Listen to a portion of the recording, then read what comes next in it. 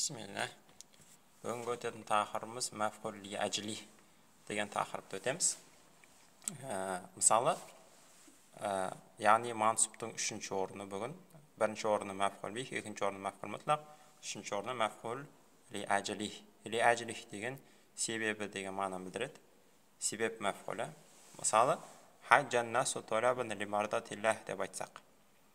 Адамдар қажылық жасады, талап еткені үшін Аллахтың разышылығын, Аллахтың разышылығын талап еткен үшін адамдар қажылық жасады десек.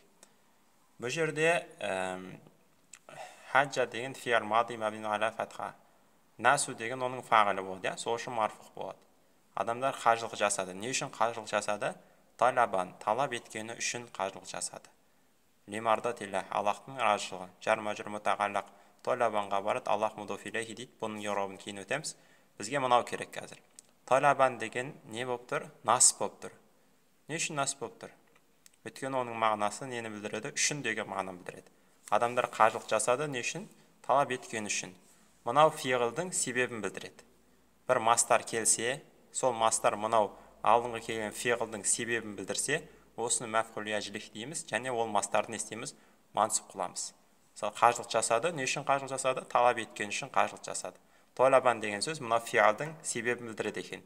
Не үшін мынау жасалды? Тағы мысал, зуинатил мадинату икраман ли қадим десек. Қала әсемделді, безендірілді,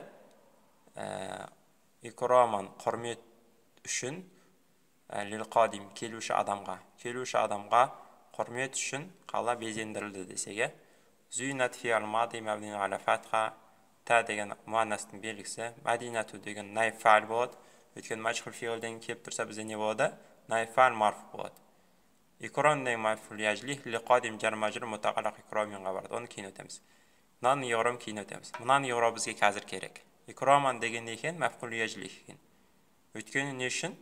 Мынау алдыңғы фиғылдың себебін білдіріп жатыр. Қала безендірілді. Не үшін безендірілді? Құрмет үшін. Құрмет үшін безендірілді келуші адамға. Құрмет үшін, яғни бір мастар кеп тұр, ол мастар алдыңғы фиғылдың несін білдіріп тұр, себебін білдіріп тұр. Егер мастар алдыңғы фиғылдың себебін білдірсе не болады? Бұл мастарымыз мансып болады екен. Мастар деген не ол десеңіз, ол уже басқа тақырып. Оны сартты өтіп қойғанбыз. Осыны нәрсені не деп айтады екен? Осы нәрселерді мәфғул ли әжлих деп айтады екен.